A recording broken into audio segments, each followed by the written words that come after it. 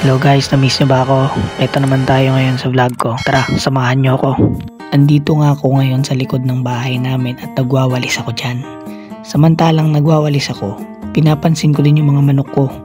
Alam nyo kung bakit? Sa tagal-tagal ko na nag-aalaga ng manok, napapansin ko at na-realize ko din sa sarili ko na habang tumatanda pala tayo, mas nakakahiligan na natin mag-alaga ng mga hayop.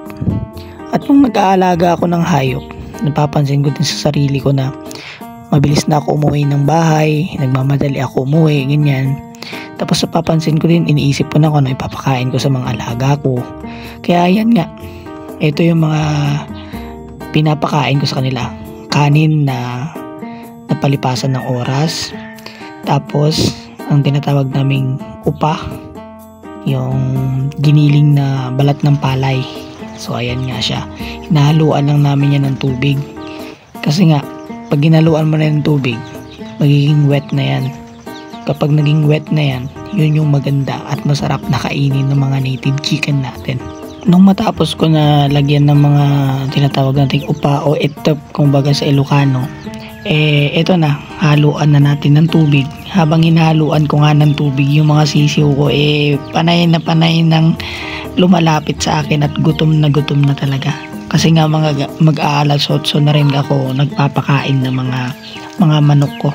Tsaka totoo nga pala yung sinasabi ni Mananap TV at tsaka ni mga ka-native na Pulumulok TV. Yon yung mga pinapanood ko ng mga vlog nila. Totoo nga pala kapag nakahiligan mo ng mag-alaga ng manok is maa-addict ka na talaga. Either magkaroon ka ng ibang bisyo pero yung pagmamanok na hilig mo talaga babalik at babalikan mo. So ako batang-bata pa ako noon, mahilig na talaga ako mag-alaga ng manok. Hanggang ngayon nag-aalaga na talaga ako. Kaso hindi ko pa siya kayang inegosyo kasi nga wala tayong magandang materyales, wala tayong magandang maibagay sa mga lalaki nating manok kasi nga ang mga manok natin is native chicken lang, pangkatay-katay lang, ganun lang. So kung magbebenta tayo, parang hindi rin natin kaya makipagsabayan sa mga malalaking farm na. Kaya nga lagi kong pinapanood si Mananat TV at saka si Pulumulok Native Chicken. Silang dalawa ang pinapanood ko para magkaroon ako may pang knowledge para mag-alaga ng manok. Malay natin, hindi natin alam ang panahon, magiging okay na din at bibigay din sa atin yung panahon na magkaroon tayo ng sarili nating farm. No? Ang pagkakaalam ko kasi, habang pinapanood ko ng matagal na rin si Pulumulok TV is nag-umpisa lang din siya sa mga native chicken hanggang sa nagkaroon siya ng Rhode Island, nagkaroon din siya yung itim na manok hanggang sa dumami yung mga product niya na lahi ng manok. So yun, na-inspire ako dun sa kwento niya na dati siyang trabahante sa barko. So yung pagiging trabahante niya sa barko, nag-invest na lang siya sa kanila para magkaroon ng maraming alagain na mga manok. So yung native niya naging okay na ngayon. Dito naman sa mga manok ko na mga malalaki is tinatawag namin na native Shamo. Process kasi siya ng Asel tapos Shamo. Napanood ko lang kasi yon yung mga manok ni Mananap TV sobrang laki and malakas din ang benta. So tayo hindi pa natin masabi na pure blooded Shamo ito o pure blooded Asel kasi nga halo-halo.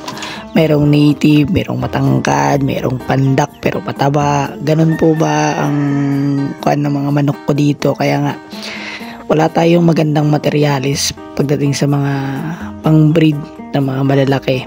Pero okay na rin to, pang big size na rin ito. Kumbaga sa mga kilo-kilo, okay na siya kasi masarap nga talaga yung mga kilo-kilo At saka yung mga karne nito, sobrang sarap ang pinapakain kasi natin is yung nagiling na ng balat ng palay. So sarap na sarap yung mga manok ko dyan pagdating sa mga ganyan. At saka isa pa, kumbaga sa mga malalaking manok, lugi tayo kasi nga yung mga malalaking manok mahal din bilhin.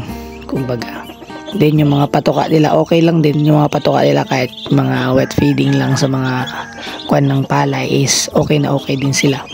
So dito na tayo sa mga sisiyo ko. Yung mga sisiyo ko is mga native talaga yan sila. Wala diyang mga breed na magaganda. Pero kung makikita nyo yung mga puting sisiyo dyan, yung mga sisiyo na yan is broiler yan. Tinetest ko rin kasi yung sarili ko na hindi ako mag-focus sa isang lahi lang. Kumbaga mag-alaga din tayo ng iba para maging okay din.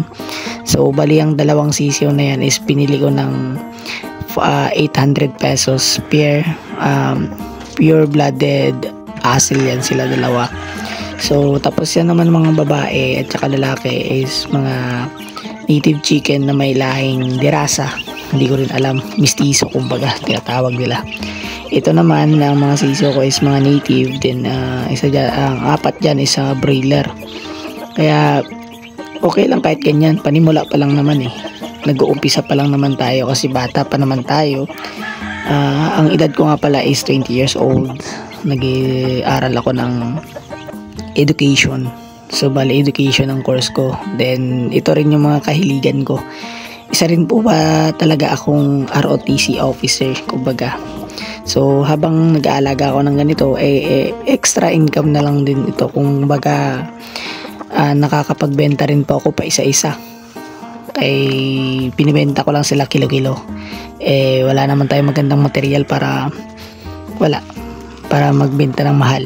So ito pakain natin is mais, tapos Galimax, tapos yung iba naman na vitamins ko is Vitamin Pro, then B12 kasi nakikisali din tayo sa naked heel cock yung tawag nilang ganun. Kumbaga laro-laro lang, hindi naman pustahan kasi hindi ako mahilig makipagpusta, takot ako sa mga ganyan. Bali ang ginagawa ko lang is nag-aalaga lang talaga ako para makapagbenta. Malay lang din naman natin, di ba, umangat tayo kahit papaano. So ito na nga, inaalagaan natin na mabuti yung mga chicken natin para mapadami natin at makakaroon tayo ng farm na sarili. Hanggang doon lang tayo guys, sana nagustuhan nyo mga panonood and subscribe. Salamat!